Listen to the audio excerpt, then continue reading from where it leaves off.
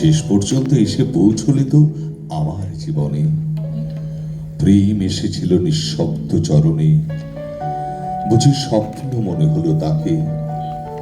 তখন দ্বন্দ্ব জাগে মনে, এতকালের গভীর গোপন প্রাণের কথা, লুকানো অশ্রুবারে, একাকী সঙ্গপনে যে পূজা, কেমন করে সে হৃদয়ের কথা প্রকাশ করি, কেমন করে সে স্বর্গের দেবতাকে জানাই আমার প্রাণের ভাষা, মনের ভাষা।